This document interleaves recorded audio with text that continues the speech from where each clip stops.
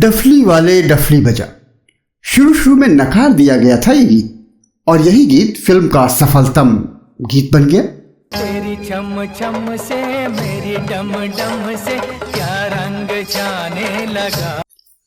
कई बार चमत्कार हो जाता है, जिस चीज को बेकार की चीज समझी जाती है वही सबसे काम की चीज साबित होती है।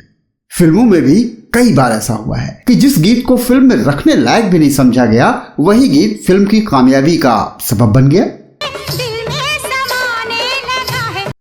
आज हम बात कर रहे हैं उसी गीत की जिसकी झलक आपने शुरू में सुनी।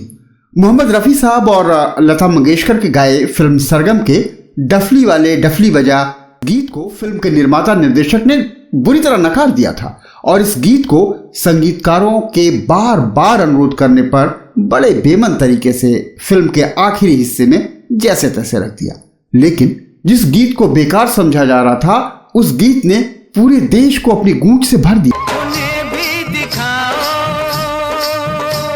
और जिस गीत को फिल्म में रखने लायक भी नहीं समझा गया था, वही गीत फिल्म के दर्शकों का पसंदीदा गीत बन गया। आज मैं आपको इसी गीत से जुड़े कुछ दिलचस्प बातें बताने जा रहा हूं। आखिर क्यों निर्माता निर्देशक ने फिल्म में इस गीत को रखने से मना कर दिया, और आखिर कैसे इस गीत को फिल्म में रखा गया।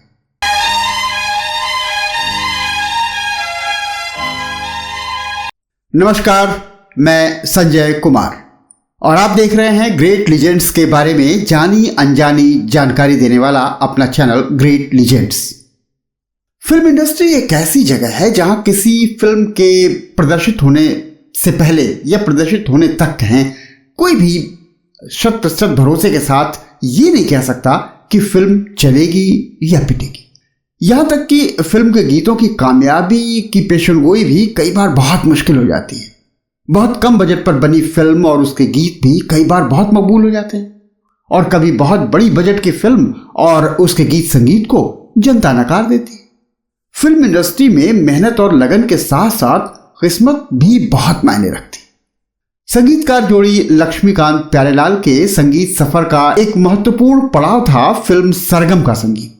1979 में प्रदर्शित इस फिल्म का डफली वाले डफली बजा गीत उस साल बिना का गीतमाला में चोटी का गीत बना था, और इसी फिल्म के संगीत ने एलपी को 1980 में सर्वश्रेष्ठ गीतकार का फिल्म फेयर पुरस्कार भी दिलवाया था।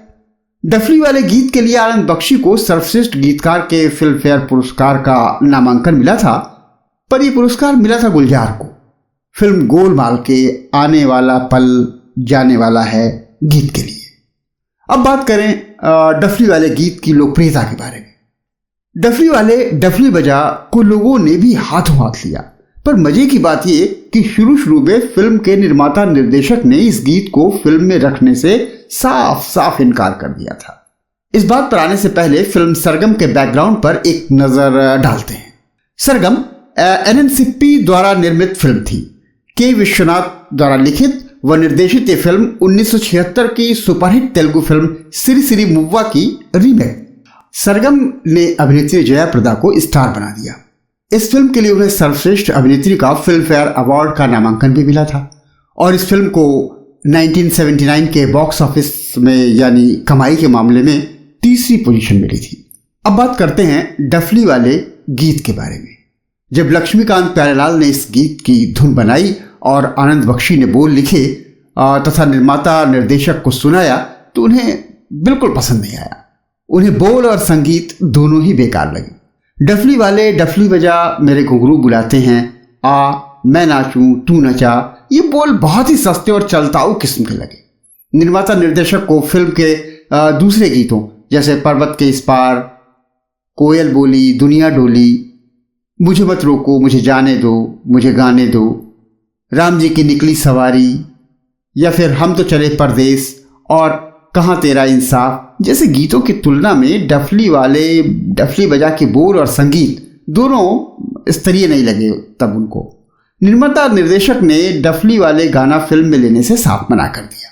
फिल्म की शूटिंग शुरू हुई और एक एक करके सारे गाने फिल्माए गए, पर लक्ष्मीकांत प्यारेलाल को पता नहीं क्यों ऐसा लग रहा था कि डफली वाले को पब्लिक स्वीकार करेगी और गाना श्योर हिट होगा। पर उनकी बात को कोई मान ही नहीं रहा था। पूरी फिल्म कंप्लीट हो गई पर डफली वाले गाने की किस्मत नहीं चमकी। लेकिन लक्ष्मीकांत प्यारेलाल बार बार निर्माता निर्देशक से डफली वाले गीत के लिए इल्तिजा करते रहे, अनुरोध करते रहे और मनाते रहे कि इस गीत को रिकॉर्ड करके देख तो लीजिए।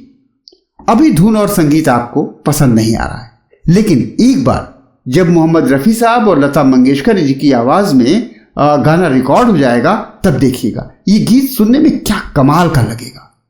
अंत में एलपी के लगातार अनुरोध करने पर निर्माता निर्देशक मान गए और डफली वाले गीत की रिकॉर्डिंग को अप्रूव कर दिया। अब मोहम्मद रफ़ी साहब और लता मंगेशकर साहिबा की आवाजों में लक्ष्मी प्यारे ने डफली वाले डफली बजा गीत को रिकॉर्ड कर लिया।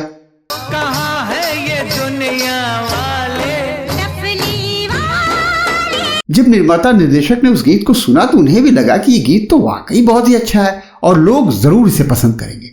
लेकिन अब समस्या ये थी कि फिल्म तो पूरी बन गई थी और अब किसी और गीत की कोई गुंजाइश ही नहीं बची थी। ऐसी कोई सिचुएशन नहीं थी जिसमें डफली वाले को फिट किया जाए। लेकिन अब निर्माता निर्देशकों को भी विश्वास हो चला था कि ये गीत जरूर कमाल दिखाएगा और डफली वाले को फिल्म के बिल्कुल अंत में क्लाइमैक्स से ठीक पहले एक जगह पर डाल दिया गया, यूं कहिए कि किसी तरह से ठूस दिया गया। लेकिन जहां गीत को रखा गया वहां पर गीत का कोई सिचुएशन था ही नहीं। फिल्म के गीतों के रिकॉर्ड जारी हुए तो लोगों को लगा कि ये गीत इस फिल्म का मुख्य गीत होगा और वे सोच रहे थे कि ये गीत फिल्म की शुरुआत में होगा या कम से कम बीच में होगा। लेकिन ये गीत फिल्म के बिल्कुल आखिर में था। इस तरह से डफली वाले को फिल्म में एंट्री तो मिल गई और गीत भी खूब लोकप्रिय हुआ। पर एक अफसोस की बात यह रह गई कि इस फिल्म में इस गीत के लिए एक अच्छी सिचुएशन नहीं बन सकी। अगर निर्माता निर्देशक शुरू में ही एलपी की बात मानकर उसके आरंभ में ही इस गीत को रखने के बारे में फैसला करते तो शायद ये फिल्म और भी कामयाब होती। खैर, अंत भला तो सब भला। आपको बताते चलें कि सरगम के बनने के 10 साल बाद ऋषि कपूर, डफली और लक्ष्मीकांत प्यारेलाल की तिकड़ी का एक बार फिर साथ हुआ। 1989 में एक फिल्म बनी थी बड़े घर की बेटी, जिसमें डफली वाले गीत जैसा एक गीत बनाने की कोशिश हुई। उसी सफलता को दोहराने की बात थी। आनंद बख्शी की जगह आ गए थे संतोष आनंद, जया प्रदा की जगह आ गई थी मीनाक्षी शेषाद्री और लता मंगेशकर की जगह पर अनुराधा पौडवाल ने उस गीत को गाया। रफ़ी साहब की जगह पर रफ़ी साहब का क्लोन माने जाने वाले मोहम्मद अजीज ने उस गाने को निभाया। गीत था तेरी पायल बजी जहां मैं घायल हुआ वहां, तेरी डफली बजी जहां मैं पागल हुई वहां। ये गीत डफली वाले की तरह ब्लॉकबस्टर तो नहीं हुआ पर अच्छी खासी लोकप्रियता जरूर हासिल की थी उसने। यूं तो फिल्मी गीतों के फिल्मांकन में डफली का प्रयोग कई बार हुआ है, पर गीत के बोलों में डफली का इस्तेमाल इन्हीं 2 गीतों में सबसे ज्यादा चर्चित हुआ है। चलते चलते यही कहेंगे कि डफली वाले डफली बजा की सफलता से हमें जिंदगी के लिए यही सबक मिलता है कि किसी को भी हमें अंडर एस्टिमेट नहीं करना चाहिए। कब कौन बड़ा काम कर जाए कह नहीं सकते। जिन गानों की बात हुई उनमें डफली शब्द का इस्तेमाल हुआ है। ऐसे कई गाने हैं जिनमें बांसुरी, ढोलक, तबला, वीणा जैसे वाद्य यंत्रों के नामों का इस्तेमाल हुआ है।